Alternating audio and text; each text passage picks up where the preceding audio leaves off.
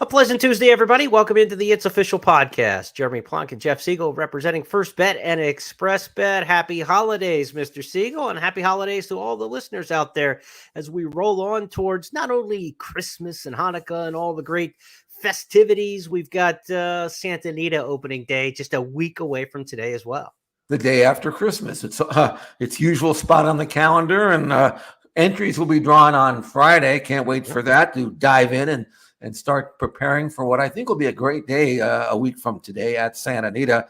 But we still have some topics to discuss from last week and from last year or this year as we come to the conclusion. So we've got lots of things to talk about as we wait for opening day at Santa Anita. And I think we've got something to say today, Jeremy, I think. Absolutely. This will be our final It's Official of 2023. So without further ado, we go to the big board and we take our first topic of the week. It's a review of 2023, the year that we saw. Jeff Siegel, this year 2023 had its highs, had its lows, but perhaps nothing higher than what we saw on the racetrack in the Breeders' Cup Dirt Mile with the win by Codys Wish defending his title.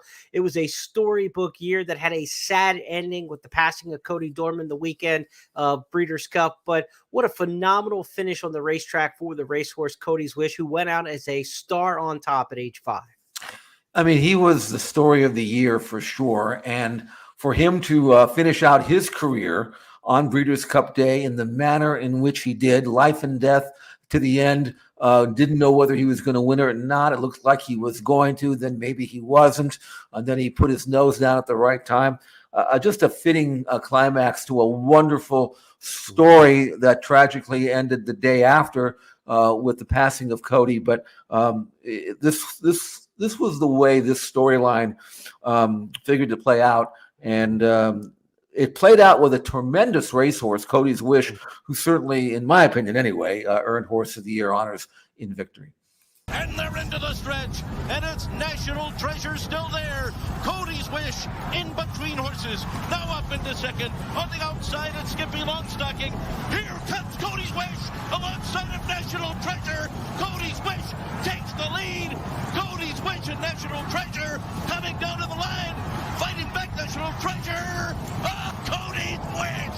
Codys Wish! I think he won it by a nose on the wire over National Treasure. Thank you, Cody, and thank you, Codys Wish. And what a story it was. I've taken part in this and gone to the website at Make-A-Wish Foundation. Encourage you to do the same during this holiday season. Help out the children of the world who need a little bit of a boost. And what a boost Codys Wish, the horse, gave Cody Dorman. This photo from the Make-A-Wish Foundation website. Take a chance, if you can, to go to the website wish.org to donate. We told you about that back when the Breeders' Cup was complete in our wrap-up. And as we wrap up the season, I think it's a good time to bring that back up. Now, Jeff, this 2023 season for the 3-year-olds was a mixed bag, if you will. 3 different Triple Crown race winners, but they did all get together at the Travers. Arcangelo was best that day, and that's probably enough to make him the champion 3-year-old the way the season turned out. Arcangelo got the 2 big grade ones, of course, winning the Belmont Stakes as well. What do you make of the 3-year-old crop as we look back at 2023? Well, disappointing only because we didn't really have a dominant runner until the Belmont. And then that dominant runner, Arcangelo, who proved his worth in the Travers, wasn't able to finish out the year. We were so much looking forward to having him run on Breeders' Cup Day in the Classic to see how he would compare to the older horses. That's really the way one of the ways you can evaluate the crop. Right. And then again, for the second year in a row, the Kentucky Derby winner didn't make it, Mage, and he's retired, as is Arcangelo. So I think it was probably a crop that was, I hate to use the word average, but it was probably what normal would be with no superstars in there. Right. But you always want to see these horses at least compete as a 4-year-old and continue on. And I don't know how many of these that participated in the Triple Crown races last year or this year will do. So, I mean, Arcangelo was a good colt. Don't get me wrong. Right. And Mage on one day anyway, as Rich Strike was the previous year, was a good colt. Right. But somewhat unfulfilled, I would say. Maybe you have a different opinion, but left me wanting a little bit more than we got. We are expected to see National Treasure, the Preakness winner, back at age 4. That's a good sign. And as we just showed in the video with Codys Wish winning the Breeders' Cup Dirt Mile, it was that nose desperate victory over National Treasure. So maybe that's a sign of things to come for that runner as he turns to age 4. But when they all showed down at Saratoga in the Travers, the Derby and Preakness winner weren't in the frame as they came to the wire. It was all about Arcangelo. Forte still 5 lengths back in Disarm, trying to come through a narrow opening as Arcangelo has opened up a 3-length lead, and it's the Belmont winner in charge. Disarm gets loose late and is coming with a menacing bid. It's Arcangelo and Disarm 1-2. Arcangelo, another Travers for Javier Castellano, defeating Disarm. Tapatrice was third, and Forte a distant fourth in 2:02 and 1/5 seconds. Congratulations, Jenna Antonucci. What a training job. And of course, Jenna Antonucci, one of the big names of 2023, winning the Big Sport of Turfdom Award from the Turf Riders. But that's not the real reason she's namely the star of the Humans for 2023. It's because she became the first female trainer to win a Triple Crown race when she was successful with Arcangelo in the Belmont Stakes. So a big year for Arcangelo, a bigger year for Jenna Antonucci, and female trainers worldwide certainly have their beacon and their glass ceiling shattered and something to aspire to. Jenna Antonucci breaking that glass ceiling this year, and congratulations to those folks. And I would expect they will be honored at the Eclipse Awards with the championship 3-year-old honors as well, Arcangelo. Jeff, we know the 3-year-olds get a lot of attention, and they're probably overrated in the public spotlight in terms of the greater scene in horse racing. Let's talk about some horses who were underrated. One for you and one for me this season in the racing game. Tell me about a horse that you thought didn't get the attention that he deserved. Well, we both did this independently, and I came up with one and you came up with one. I actually like yours a little bit better than mine, but I'll give you the stage for that in a sec. But I always thought that Elite Power never really got the credit that he deserves. He was a colt that lost his first 3 races and then proceeded to win 8 out of his next 9. He was a fantastic sprinter. My only disappointment with him is he never got a chance to prove what he could do around 2 turns. And being a son of Curlin, I would think that he would have been just as good. Yeah. He went halfway around the world early in the year to win a major race. He won the Breeders' Cup Sprint. And if you go back and look at the Breeders' Cup Sprint, that was a really good race. And I mean, he beat Gunite, who was terrific. He beat the Chosen Braun, who came out of that race and won a stakes. Right. Hoist the Gold was well beaten in that race, came back and won the Cigar. Dr. Schivel, who had been beaten a photo in the Breeders' Cup, he was in behind those horses as well, one of the also-rans. And Speedboat Beach, who was in there, who might run back in the Malibu. Wouldn't surprise me if he wins that. That was one of the epic renewals of the Breeders' Cup Sprint, and yet I don't think anybody really talks about it because of the other things that happened on Breeders' Cup weekend. But again, overall, 13 starts, 9 wins, a second and a third, won 10 out of his last 11. I think I was wrong about that. I think 8 of the last 9 was not correct. I think it was more like 10 out of his last 11. Anyway, the bottom line is this. He was a fantastic horse. We'll see his babies run in a few years, and hopefully that he can reproduce himself. But I thought he was kind of overlooked a little bit, but maybe not as much as the one that you came up with. Well, look, when you're the stablemate of Codys Wish and you kind of do the same thing, 7 furlongs, a mile, that kind of effort with Elite Power, it's easy to be overlooked. I gave the nod to Idiomatic. She had just a fantastic season in the Distaff division, of course, culminated with the victory in the Breeders' Cup Distaff. But what a season. 9 starts, 8 wins, a second-place finish. Jeff, when you rattle off wins in the Delaware Handicap, the Personal Ensign, the Spinster, and the Breeders' Cup Distaff in succession, that is all-time great filly performance as far as the record goes. Yet nobody, and I mean nobody, is going to talk about Idiomatic as one of the star distaffers of the last decade or so, right? I mean, she's not going to be Zenyatta, she's not going to be Beholder, she's not going to be Songbird, she's not going to be in any of that kind of consideration. But when you talk pure resume, this season that she had this year was absolutely one for the ages. I got to admit, though, I did a little bit of a double take because I'm like, Idiomatic had a great year, and I went back and I'm like, did she win the distaff or not? It's like one of those things because like it just got lost in the shuffle with everything else that was so eye-catching and intriguing and newsworthy in the Breeders' Cup. That's why she was unheralded to me. And what a great season she had.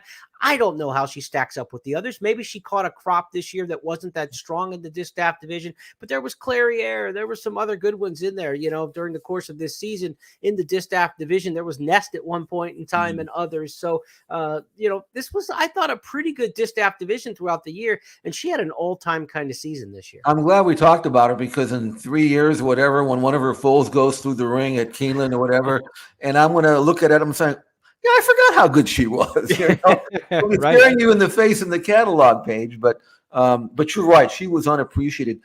Maybe she didn't win in brilliant style. Maybe she didn't win by a lot of lengths when she won, but she won. And isn't that the name of the game? So I like your pick, Idiomatic. Elite Power, I think we know him, but again, lost in the shuffle. And I think when he goes to stud and they start promoting him, they're going to have a lot to promote. And I actually think he's going to be very popular at stud, and hopefully his full run as well as he did. Okay, let's finish on a note that looks back at 2023 with an eye forward towards 2024. Which horse do you think we're going to be talking about most in 2024 from this year? I think it's going to be Nysos, if I'm right about him. He's 2 for 2. He's won both of his races. Here's a breeze that he had not too long ago, December the 10th.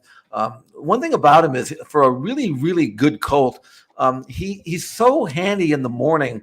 He's never going to have to work in 58 or 111. He doesn't have to do that, which is one of the reasons why you can see him on the outside, why he was a big price in his first start at Del Mar. He didn't advertise himself, came back, won that race by 10, came back and won a stakes, training really, really well for Bob Baffert, son of Nyquist. He moves well. My first reaction, or not my first, but my reaction after his win in his second start of his career was that might be the best colt Bob's had, maybe since Justify. I mean, he's got a lot to prove since then, but I just think that he's got the look of that kind of horse because he's so handy. He's got speed, a beautiful athlete, beautiful mover. And I think next year, if he can stay healthy and stay sound, which is like 3/4 of the battle, if not more, I think he's going to rise to the top and become one of the epic 3-year-olds next year. And that's what I'm looking forward to. That's our look back at 2023 on the It's Official podcast as we look ahead to 2024. Next up this week, the Triple Crown Tracker. Nysos isn't in action, but we're thinking Triple Crown. Jeff's got you teased and tantalized with a potential superstar there. On the racetrack this past week, we had a couple points preps towards the Kentucky Derby and the Triple Crown Series. Let's go first to Los Alamitos, where it was Nysos stablemate Winstock pulling the upset in the Los Al Futurity. 3/16 to go, and Winstock joined on the inside by Stronghold. They're clear of Wind Me Up and Coach Prime. It's Winstock and Stronghold racing tightly. They bumped near the 16th. Coach Prime's coming after them late on the scene. Winstock's just the leader from Stronghold and Coach Prime, and Winstock has beaten Stronghold and Coach Prime, followed fourth by Wind Me Up. So it's Winstock, not the Baffert most people thought would be in the winner's circle. Coach Prime favored in that one, but it's Winstock, the $700,000 purchase this April. He's by Solomania, New York bred. Jeff, he could have run in the New York Sire Stakes at Aqueduct for $500,000 against statebreds. They decided to stay home at Los Al and run for $200,000. They did get graded stakes victory by doing so at Los Alamitos, but boy, I don't want to say rags to riches, but when you talk about a $6,000 stallion producing a $700,000 2-year-old and then becoming a graded stakes winner at 2, this isn't necessarily one from the right side of the tracks. Not really, although, as you pointed out, $700,000 from the first crop of Solomini. He was if memory serves, I didn't look this up. I apologize. I should have. I don't even think Solomini won a stakes. He placed in a bunch of grade ones. I know that he was a good colt and son of Curlin, so he had a right. But he had won his maiden at Santa Anita back in mid-October by 7. Didn't get a great number, but I will say this. in victory, he did get a Byron number 2 points better than Coach Prime, who was all the rage. Was actually 4 to 5 in this race and had absolutely no excuse. I mean, I really thought Coach Prime was going to step forward big time. We talked about that Friday. Couldn't have been more disappointing to me, even though he finished third, got beat just a length, but he had every chance every step of the way. And he lost me with this race. You can't get beat with that kind of trip against this level of competition. And be a good colt. Now, one race isn't a career, but until proven otherwise, Coach Prime was off my list. As for Winstock, he's a nice colt, a beat Stronghold, a colt that had been trounced by 9 lengths in his previous start by Nisos. So that kind of helps the form a little bit for Nisos. But I don't know how good this race was. The 86 Byron number is okay. It's not great. It's okay. But I don't know. I don't think we saw the Kentucky Derby winner in this race.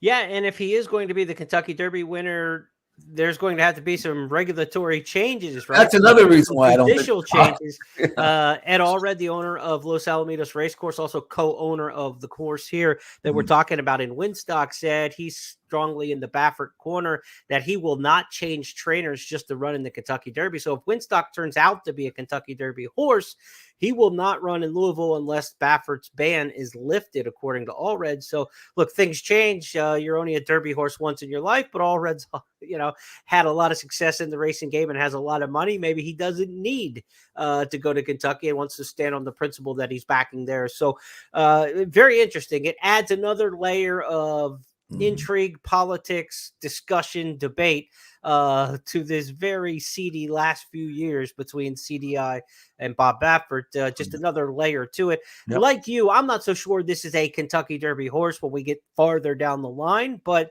for right now, when you win the Los Al Futurity in December, you get a 2-turn graded stakes win on a major circuit in Southern California. You're in the discussion at this stage. Yeah, again, on resume, you would think so, but I'm not sold. But he's got he got all winter to sell me. So there you have it. But I was disappointed. My main takeaway was that I was wrong about Coach Prime. I thought he'd step up. He didn't really step up. So we'll see. Again, Nisos is going to cast a huge shadow among all the 3-year-olds, Bob's coming 3-year-olds that Bob has anyway. So we'll watch him. And again, the same situation. He's going to have to go somewhere else before the Kentucky Derby to get in the Derby. Otherwise, he won't have any points, and that means he won't be in the race. Let's stay on the Derby Trail and the points chase in our Triple Crown tracker and go to Remington Park in Oklahoma City, where it was Springboard Mile Night last Friday. My good friend Dale Day, who celebrated his birthday yesterday, belated happy birthday, Dale, on the mic. Here's his call of a half-mile throwdown between Glenn Gary and Otto the Conqueror. They got the half at 46.35, and they're rolling up front. Glenn Gary by a neck at the rail.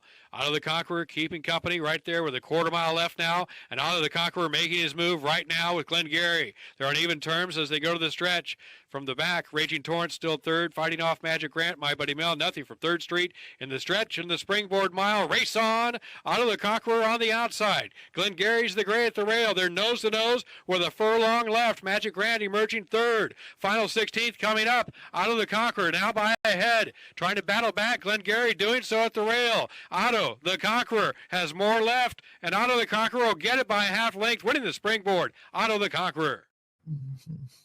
Fast early, they were all tired late, Jeff, but there were a lot of punches exchanged from the opening bell. Otto the Conqueror and company, they just went right after the pace setter in here, Glenn Gary, and this was a race. I said a half-mile throwdown. It was probably 7/8 of a mile where they threw it down. There were no breathers given. No, it was a really exciting race, although I did like Glenn Gary, and he ran as well as I thought he would, but he just failed to get the trip, and I'll give credit to the winner who dogged him every step of the way, Otto the Conqueror, and just prevailed late. They went very fast early, very slow late, understandably so, over a wet track, muddy track. Otto, a commander in his first try around 2 turns, got the mile. I'm not sure whether he's probably not going to be more effective sprinting, though. And I know that Doug Anderson, who trains Glenn Gary, had seen enough. Yeah. He said, we're going back to sprinting, which is absolutely the right thing to do. I mean, when you get beat a short length or 3/4 of a length in a 2-turn race, the initial response for most trainers and some owners is, well, he can go a mile, he can go far. No. Yeah. This is what he wants. Back him up. There are plenty of races around 1 turn he can run in. I don't know what the plan is with Asmussen and Otto the Conqueror, but all I know is after getting beaten his first 2 starts, he's won 3 in a row now. And but he might be another colt that might prefer 1 turn. It'll be interesting to see where he shows up. But a terrific race. And the only real thing I was right about in this race was Raging Torn, who was shipping from California, who actually went off the 6-5 favorite. Yeah. He wound up last. Didn't like his form at all. And they have to reevaluate him and allow him to be what he should be, which is lesser than this. Right. But good, typical, really exciting race at Remington. They had a great day of night racing. Unfortunately, Brad Cox's horses were not allowed to run because they had I guess they were medicated twice or something like that. I don't know. You can maybe explain that, what happened, but it was a medication problem. But it's still a good evening of racing at Remington. Yeah, apparently it came out in the racing press in the days after, several days after the fact on Friday, that Brad Cox's horses, he said, were treated before they left their fairgrounds base, or Oaklawn base, I should say, in Hot Springs. And then when they arrived in Oklahoma City, they were also treated. He pulled the horses out in the middle of the night before the Springboard Mile. They never saw the vets, that sort of thing like that. There was never any pre-race testing at Remington Park because they had already pulled out and left to head back to Hot Springs. So they will recalibrate, if you will. In fact, one of the fillies, West Omaha, who was supposed to run in the Trapeze Stakes, she's entered Saturday at Oaklawn in the Philly Stakes there, or Saturday at Fairgrounds, I should say. Right. She's headed to New Orleans to run there this weekend. So we'll see an immediate turnaround there. As for the 1-2 finishers in the Springboard Mile, Otto the Conqueror and also Glengarry, they're both headed to Oaklawn next. We'll see what's up for them. All the races really on the trail to the Arkansas Derby are 2 turns. There is the Gazebo Stakes. There is a sprint during the course of the meet at Oaklawn, but if they're going to cut back in distance, they're probably going to wait a little while, maybe point towards something at Keeneland in the spring would make a lot of sense for Glengarry, for sure, being a stakes winner of the Bowman Mill at Keeneland. You could see him cutting back, trying to run in the Lafayette in the spring meet there. 7/8 of a mile at Keeneland might be the kind of race that he would go for, and towards something, like you said, staying around 1 turn. As for Otto the Conqueror, we'll see if he gets 2 turns or not. His dam won the first 3 races of her career, including the Schuylerville at Saratoga for Josie Carroll, but then she went 0 for 2 after that, didn't do anything as a 3-year-old. And you go back a few generations and it's unraced dam, unraced dam, unraced dam. There's not a lot to tell you that Otto the Conqueror is going to go long based on the dam side of the pedigree, but we'll find out. He got the 2 turns here, but like you, I suspect he's probably going to be better in the 1-turn trips.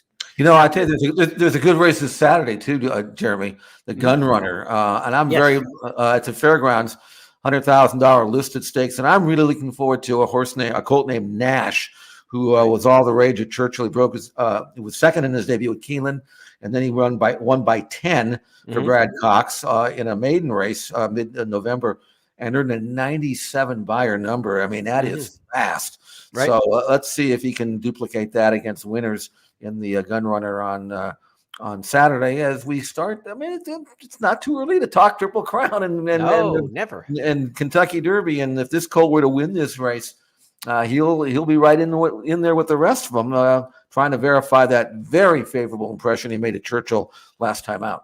Yeah, my Countdown to the Crown blog series will return for the 19th season. The first Friday in January, it's always the standard opening. So like Jeff said, it's never too early to talk Triple Crown. We're only a couple weeks away from the return of the 19th season of Countdown to the Crown. Saturday, race number 12 at Fairgrounds is the one Jeff's talking about, the Gun Runner Stakes.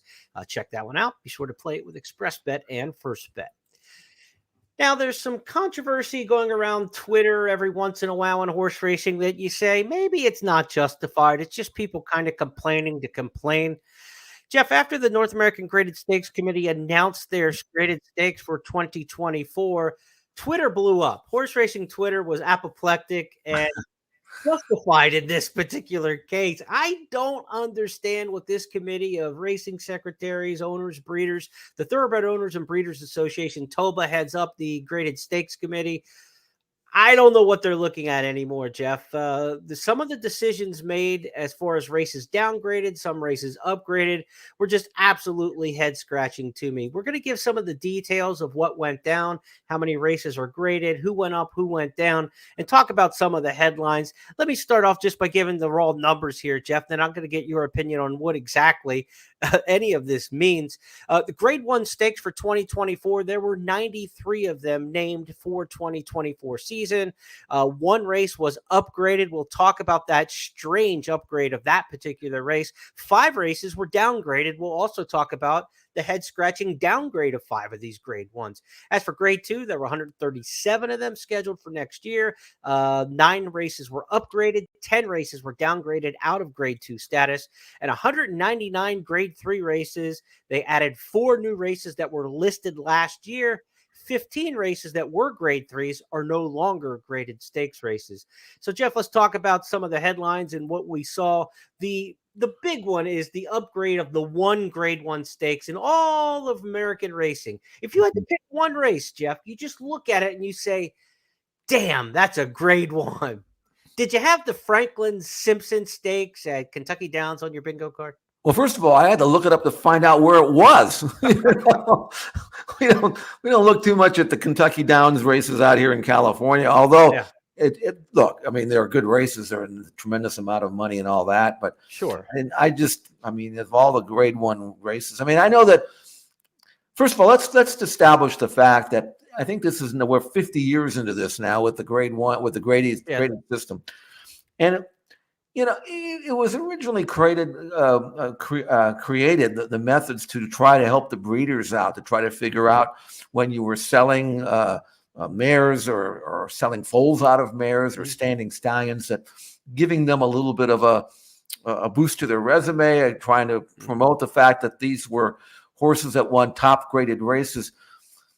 Yeah, I mean, I can tell you this. I used to buy a lot of brood mares and a lot of yearlings and stood my own stallion. And I've had some experience in this. And I can tell you that I never bought a horse based on what graded races they won before actually looking up the race to see what it was. Because we know that there are Grade 1s and there are Grade 1s that shouldn't even be graded. Mm-hmm. And there are listed stakes that come up tougher than Grade 1. So if you really want to know how good a race was or how good a horse is, take the next step and look up the race. The problem is we weren't able to do that until the internet came around. Right. I don't know if you ever did this, Jeremy, but I used to buy the Racing Form, the paper edition, every day, and I would keep them in my garage for 4.5, 5. That's the only way you can use them for reference. You couldn't write it up. So yeah, maybe it was a useful thing back then for the first, 30 years of its existence. But now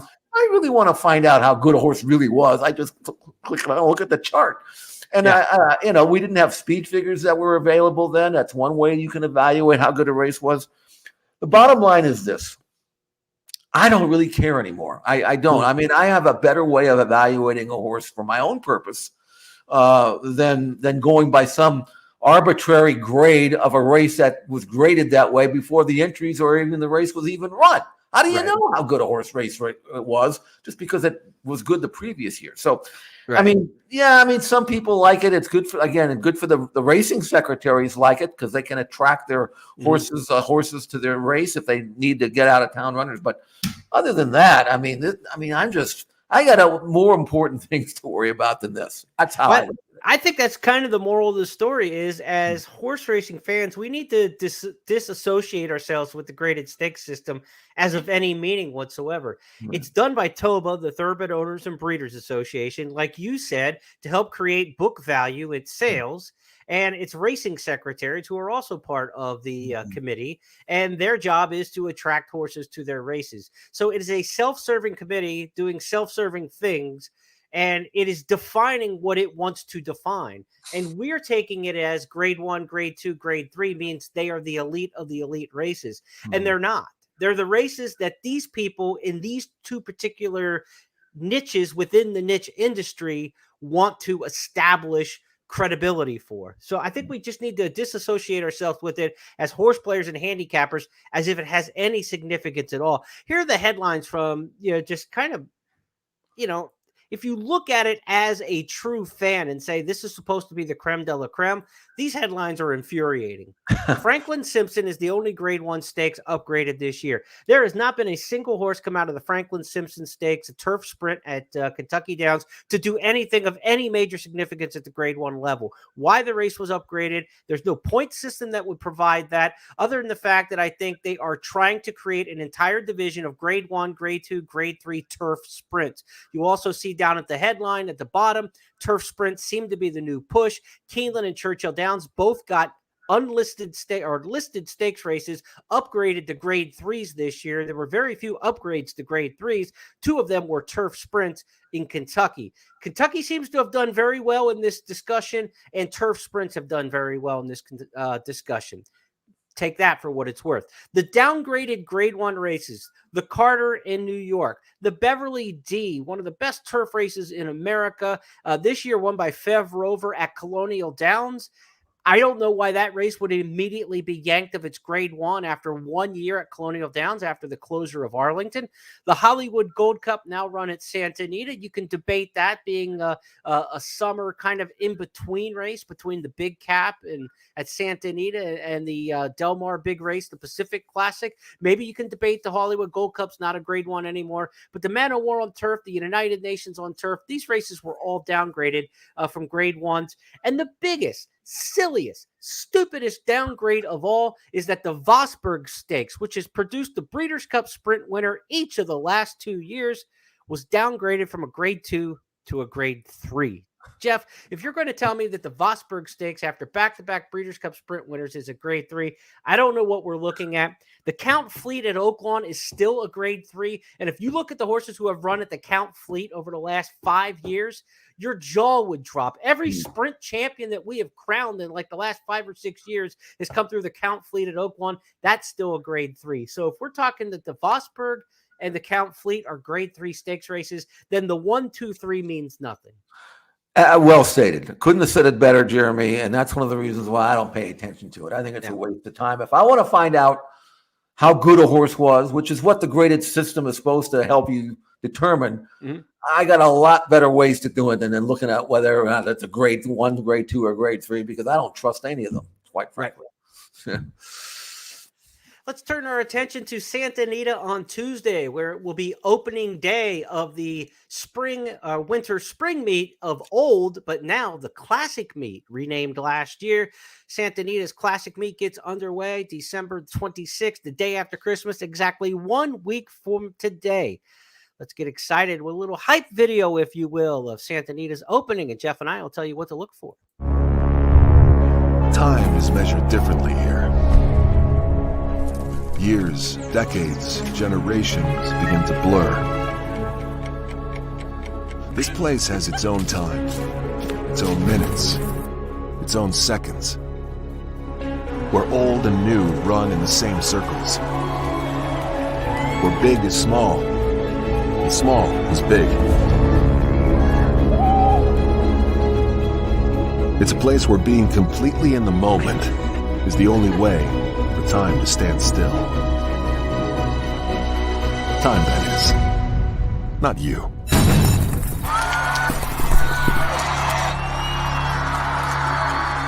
In this place, your moments are yours to play however you want. Santa Anita Park, the timeless playground.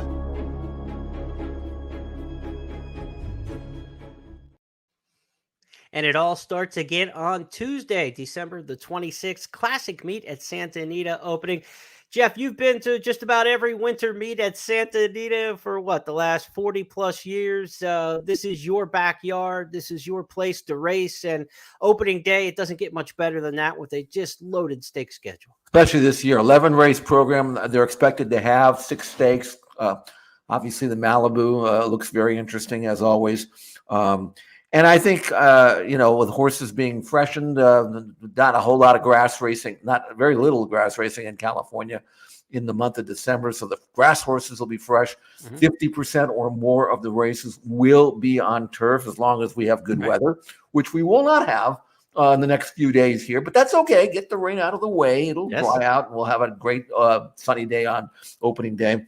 I'm really looking forward now as a gambler to diving in and really playing the Santa Anita Turf Pick 3. To me, the $3 version, that's it. I remember when they first introduced it, and I don't know who in the marketing came up with this idea, but it's great. Opening day during the fall meeting at Santa Anita, the first one paid $187 for 3. The 3 winners were 8-5, 9-5, and 6-5. Paid $187. Right. So I mean, to me, that's where my gambling attention is going to go to. They're having the pick 6 again, but it's only $1. I'd rather have it 2. I'm not sure how involved I'll get with that, although I know that a lot of people like to pay the $1 version because it gives them a chance, and that's cool. But for me, my main focus is on the Santa Anita Turf Pick 3, and I will have a video analysis every racing day. Try to get the serious gambler, the high-end gambler involved. I think he will appreciate the opportunity to bet a little and win a lot, and so we'll be doing that. But the sport itself is going to be really good. So I can't wait for next Tuesday. I can't wait for the entries Friday to dive in and start handicapping and look at this stake schedule. Malibu, the La Brea, American Oaks, Grade 1 event for 3-year-old fillies. Mathis Mile is a good race for 3-year-olds turning 4 actually in a week. San Antonio, San Gabriel for long distance turf horses. I've looked at the nominees. The fields should be pretty good size. The money's good. Racing will be great.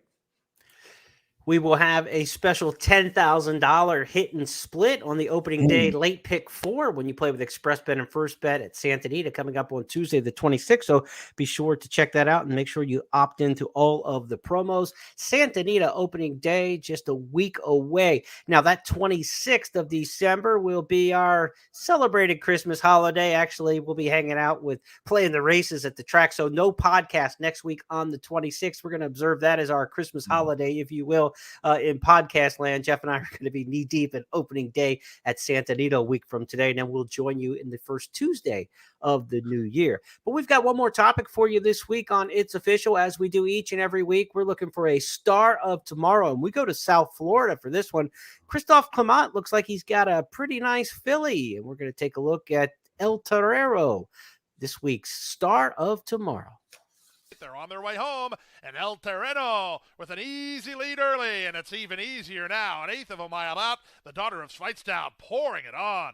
This will be 2 for 2 and impressive at that. Here's El Terreno, a dominant second race winner. Up for second, Bubbly Champagne. Dot is third. Bedrock Birdie is fourth.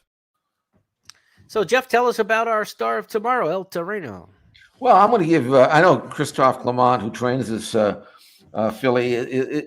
He's not what I would call a gambling trainer. In other words, he's a guy who likes to develop young horses, and he had this filly at Presque Isle Downs for whatever reason. October 25th of this year, she won that race by a pole. I think she was like 8-1, or I don't know how they hit her that well. Brings her back down to Gulfstream for this non-winners of 2. This time she was 2-5. Okay. Yeah. She had done so much in her debut, and she comes back and does it again, runs 55-3 over the all-weather surface, 3/5 of a second off the track record, the course record for the distance at Gulfstream Park.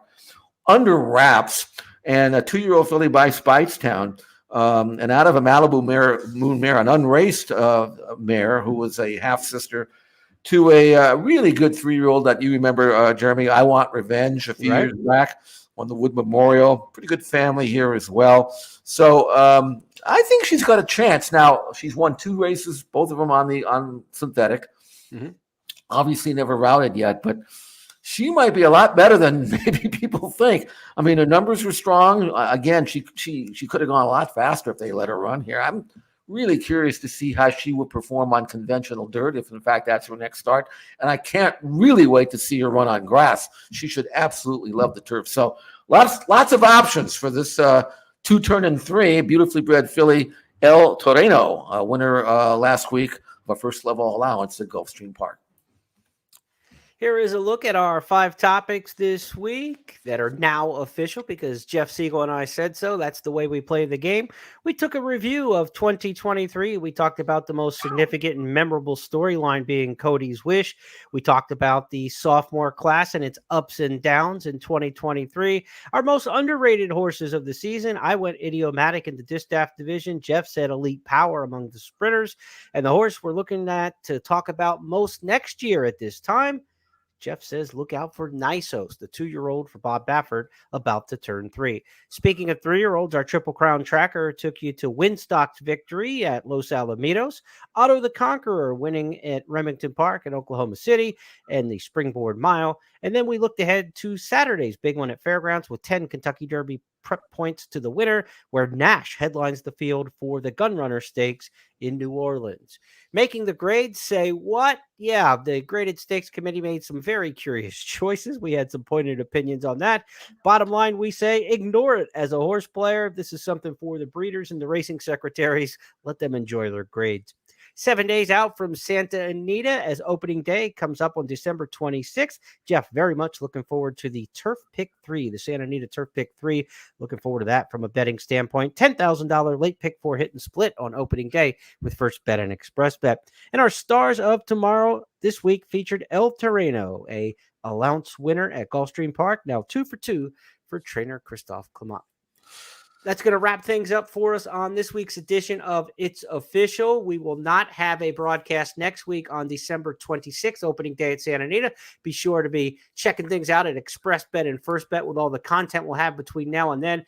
Jeff and I will return on Friday for our First Call podcast, where we'll handicap some weekend stakes races and get you set. Huge weekend at Fairgrounds coming up. Big racing in Maryland, where it's the Christmastide Stakes Day on Saturday. A lot of good stakes action there and other races around the country. Gulfstream Park's got the return of the H. Allen Jerkins, a race that was washed out last week because of rain. That'll be back on the calendar this weekend. And also the Mr. Prospector for good sprinters.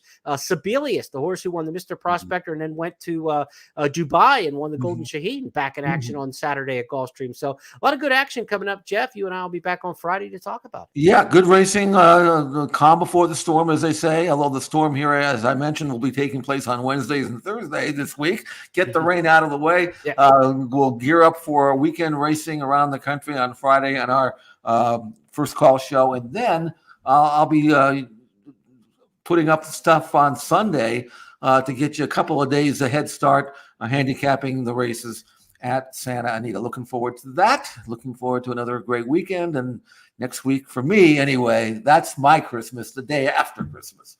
Can't wait for it. If we don't see you between now and the holidays, happy holidays, everybody. But we expect to see you back here on Friday when we get handicapping on the First Call podcast. On behalf of everybody with First Technologies and Jeff Siegel, I'm Jeremy Plonk. Have a great day and happy holidays.